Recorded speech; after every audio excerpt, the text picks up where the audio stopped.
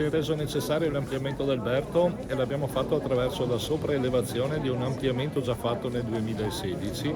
Questo consente, con 1.100.000 euro circa, di dare a Alberto quegli spazi di cui fabbisognava e necessitava. È un intervento che dà soddisfazione anche perché va in quel filone di sostenibilità ambientale e di risparmio energetico che caratterizza l'ambizioso progetto della provincia di Treviso che vede 100 milioni di euro intercettati per dotare tutte le 37 scuole di classi, di istituti sostenibili sotto il profilo ambientale, sicuri e confortevoli.